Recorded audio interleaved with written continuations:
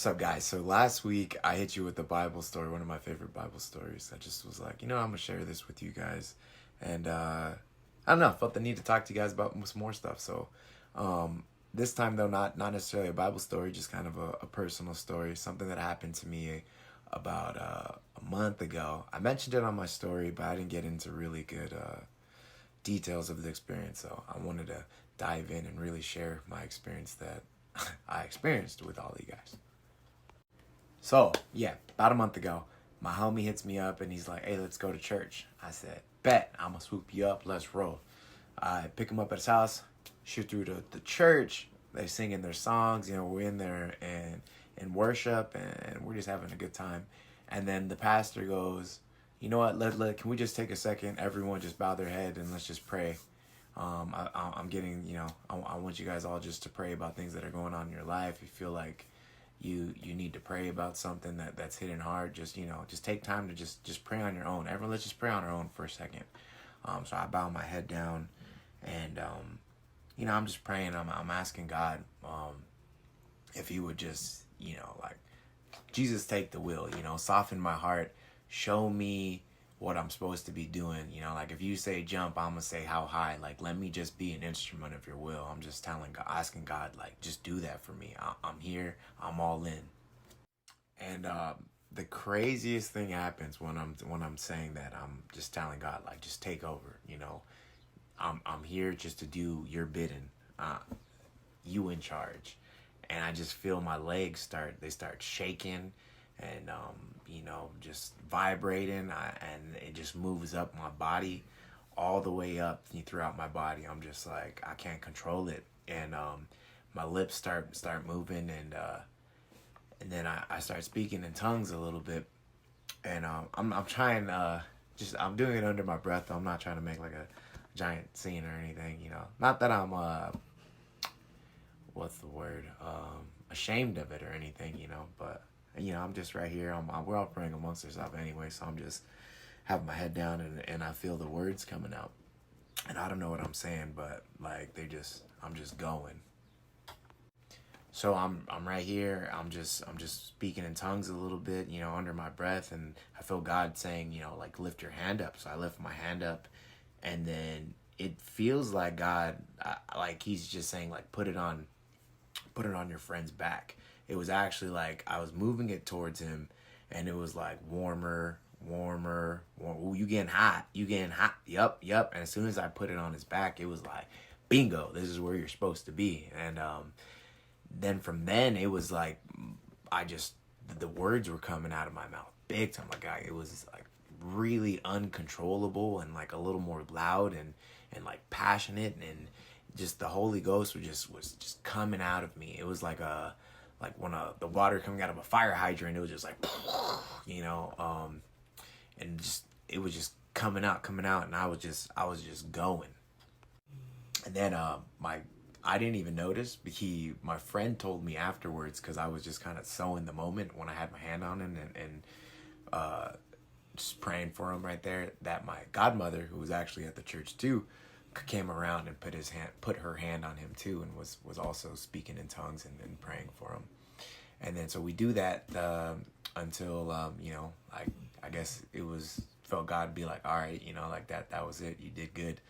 And sat down, just felt a whole bunch of energy, like just kind of felt oof, like, oh man, that was an experience. And then it gets even more crazy from there.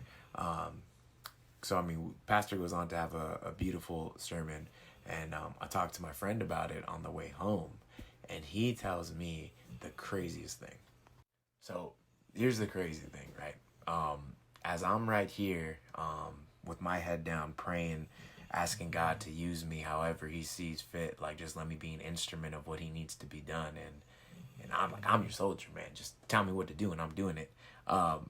My boy is right next to me, and the whole time in his head he's praying to God, and he's actually thinking of Mark 9:24, which says, Lord, I believe, help me with my unbelief. And he said that basically he was asking God, like, help me take all the doubt out of me. I want to be set on fire with the Lord. And And he said that as soon as he said that, like in his head, he just felt my hand go right on his back. So like the timing was just like, like God just be doing some godly things. So I mean, like, how crazy is that? I'm over here on my own asking the Lord to use me as an instrument of his will to just, tell me what I need to do. I'm your soldier. I'm gonna be about it. And right next to me, my homie's praying in his own mind, talking to the Lord, asking him to just take all the doubt away from him, show me you out here, like set me on fire. And as soon as he says that, my hand goes on his back, and then I just start, the Holy Ghost just completely takes over, and I'm just start preaching in tongues. And then my godmom comes up right behind too, and she's like, "Yep, Jesus, Jesus sent me. We out here for sure." So the Holy Ghost made himself known. And the extra crazy part is,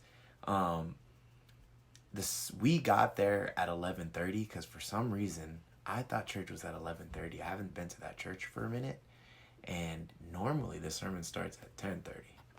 So yeah, for some reason I'm thinking the sermon starts at 11:30. So we get there at 11:30, and we have this amazing experience. But realistically, this whole we would have missed the sermon because it actually is supposed to start at 10:30. It just so happened on this day in particular, and I didn't even know about it, that the pastor had some kind of car problem. He lost his keys or something like that. So he got to the church way later, and he told them, yeah, I'm gonna be late, so we're gonna start a way later than normal. So it just goes to show, God has his plan. It was meant for us to be there and experience all of that, because realistically we would have pretty much missed the whole thing if he didn't have the little car problems in the beginning to start church on regular time. So yeah, it was a super crazy experience and just a good example of God being God. My man just be out here just doing godly things. But in closing, I just wanted to leave you with Jeremiah 29:11-13. And I'll just paraphrase it for you. Basically, in those verses, God's saying that he has a plan for you. It's a plan not to hurt you. He wants to see you prosper. And he's saying that if you pray, he's listening. And that if you're seeking him, you'll find him, as long as you're seeking him with all your heart. If you're opening up your heart to him and you truly want to find him, he's going to make himself known, and you're going to experience him.